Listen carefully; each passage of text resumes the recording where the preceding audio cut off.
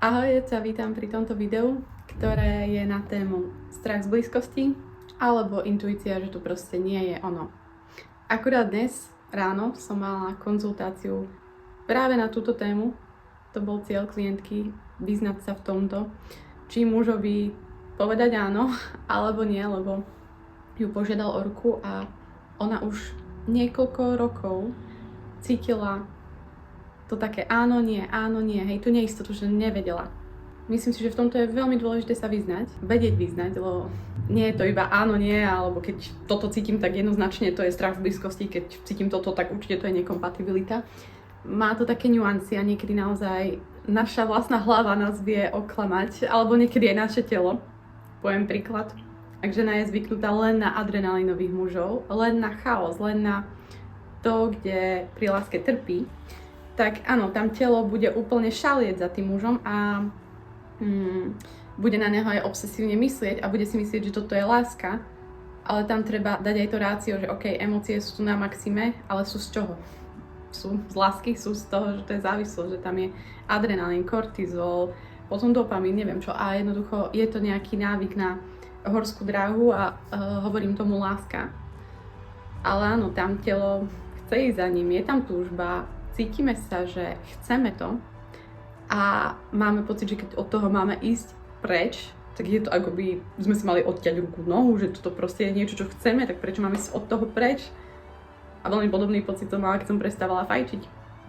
Lebo som mala pocit, že ja to chcem, ale to, čo som, aj prečo som to chcela, dôvod bola závislosť. Čiže to už nebola nejaká zdravá túžba, ale ten mozog je už tak oklamaný tým, že jednoducho máte pocit, že vy to chcete a musíte byť akoby blázon, že idete úplne proti sebe, že teraz to nechci, teraz idem od toho preč a fakt sa človek musí uťať a ísť od toho preč.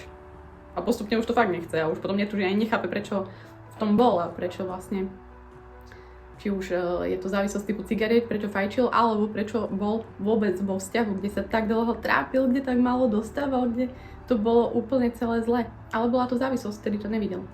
A potom máme druhý prípad. Žena, ktorá vidí, že ten muž je dobrý, čestný, zlatý, neubližuje jej, nepodvádzajú a nejakým štýlom sa k nej nespráva nejako ubližujúco, že by jej chcel zle. A zároveň to telo tam nejde. Hej, že nemá tam to také prirodzenie, že by sa k nemu mala, otvárala, túžila byť pri ňom čo najviac, alebo sa ho nejak dotýkať viac, alebo mu prejavovať tej lásky viac, alebo že by sa na neho tešila.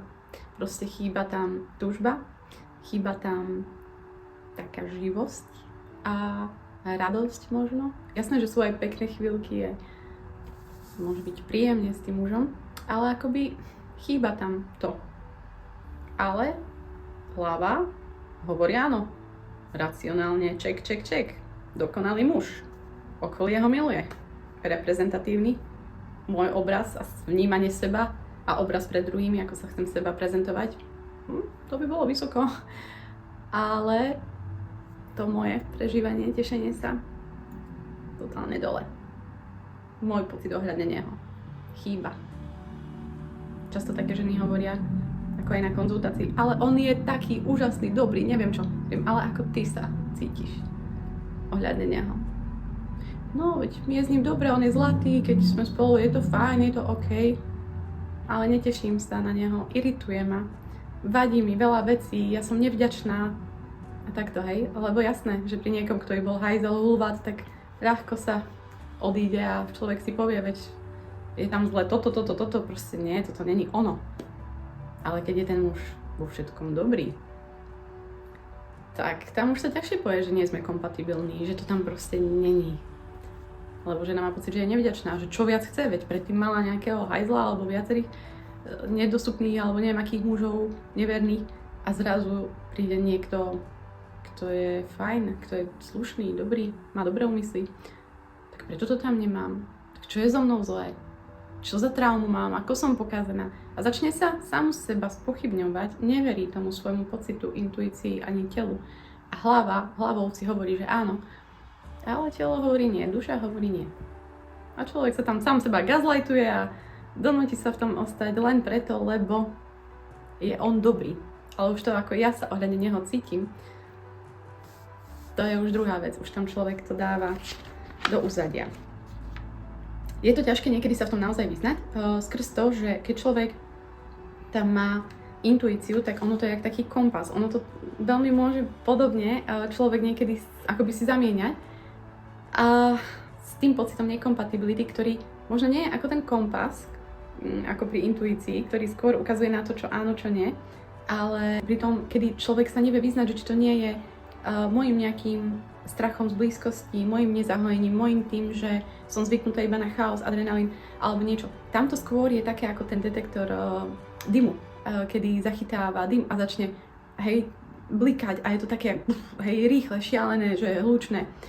A ten kompas, on je tichý, on iba krúži, hľadá, ukazuje a jednoducho takto sa dá na to pozerať, že väčšinou pri strachu, keď sa nám aktivuje náš strach z blízkosti, náš strach, že to je reálne, náš strach z toho, že proste toto je už tá reálna láska a blízkosť, už nie len to taká plitká, ups and downs a povrchná horská dráha, neviem čo, tak pri tom strachu z tej reálnej blízkosti väčšinou je to naozaj taká tá obrana veľmi rýchla, veľmi hlučná, alebo máme tam tú urgenciu, máme tendenciu rýchlo niečo urobiť a reagovať a akoby je to také silné, urgentné.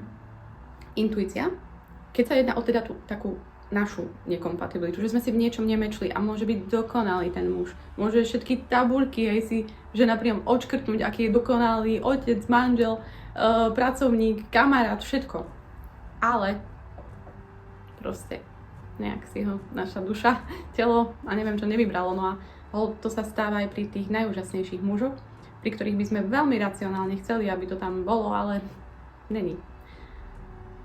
A táto intuícia je väčšinou naozaj taká tichá, taká jemná, taká, že také pomalšie to môže byť.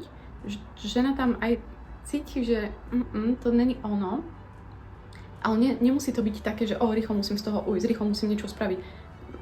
A niekedy sa to môže prekrývať, že niekedy tam žena môže mať aj ten strach z blízkosti a zároveň to nie je ten jej muž, že tam je aj tá nekompatibilita, čiže tam môžu byť aj dve veci a tam už naozaj je ťažšie sa v tom vyznať. Niekedy sa môžu aj tí muži na tie ženy hnevať, niekedy aj okolie môže útočiť na tie ženy, že Minky, tak čo toľko vymýšľaš, veď je zlatý, alebo ten muž môže povedať, čo si nevďačná, čo je s tebou zle. Ale naozaj, keď žena k tomu ide tak vedomejšie a nechce len, viete, väčšina ľudí v spoločnosti by sa čo? Buď oklamalo, že ostanem s ním, však je dobrý, čo ja vymýšľam, ostane. A všimne si to o 5 rokov alebo o 10, keď sa bude rozvádzať, pre Boha, jak ja som v tom mohla byť. Takto pôjdu nevedomí. Ale tí nevedomí, oni vám budú hovoriť, čo si nevážiš dobrého muža? Čo vymýšľaš? Choď, buď v tom. Oni nepozerajú na vaše pocity. Im je jedno, aké máte potreby. Oni majú nejaké normy spoločenské, čo si treba všímať, aký sebaobraz, ako ego nakrmiť, ako má žena pôsobiť, ako to pre druhými má vyzerať, ako by to malo byť správne. Ale tam už sa nepozerá na to, ako to reálne vy cítite. Či tam máte pocit, že zomierate úplne duševne pri tomto leku, lebo to tam není. Im to je jedno proste, čo si nevďačnica. Alebo potom sú druhé extrémy, budú vám radiť tiež také nevedomé ženy, ktoré ešte k tomu nedošli nejakému hlbšiemu pochopeniu, že nie všetko je o tých motýlikoch, o tej obrovskej láske, o tom, že strašne som doľúbená, tak toto musí byť ono. Lebo vy už viete, že to niekedy nemusí byť ono. Keď tam je veľa chaosu, keď ten muž ma trápi non-stop, keď nevie, čo chce, keď proste my nevieme spolu fungovať, asi navzájom proste vždy tie rany otvárame a ubližujeme, tak jednoducho nie, ani tá láska a tá šialená zamilovanosť nie sú automatický signál, že toto je ono, že v tom mám ostať len preto, lebo som zaľúbená. Nie, zaľúbenie vie odoznieť, ja sa viem od toho odstrihnúť, nemusím sa v tom trápiť teraz 5 rokov, 4, 3, 2, to je jedno, ani deň. A vy, keď ste vedomejšia, paradoxne, môže to pôsobiť menej upratane pred druhými. Nebudete robiť veci len, ktoré sú správne. Nebudete robiť len to, čo je reprezentatívne a spoločenskými normami nastavené. Možno budete vyzerať zmetenejšie, možno budete niekedy robiť rozhodnutia, ktoré druhí nechápu. A možno v niečom aj trošku chvíľku ostanete, lebo nechcete už robiť unáhlené rýchle rozhodnutia. A ako viete, v tých filmoch žena sa zrazu zobudí a má nejakú náladu, tak celý život prehádže hore nohami, čo nehovorím, niekedy to tak fakt môže byť. Ale možno, že práve že tým, že sa v tom trošku chvíľku vymáčate a neujdete od toho hneď, alebo nepôjdete rovno do toho, ale ostanete chvíľu v tom diskomforte, v tom, čo je nepríjemné, tá neistota, hej, to si povedzme, nikto v tom nechce byť dlho, ale dovolíte si na chvíľku počkať, kým budem mať viac dát, kým budem vidieť, ako to ide v tom čase. Hej, teraz nehovorím v tom ostávať roky, ale naozaj, keď príde prvý odpor a ja pocítim také, hej, že musím od toho ísť preč, tak nejdem hneď preč, len preto, to je odpor, lebo už viem, že to mohlo nastať po zblížení s tým mužom,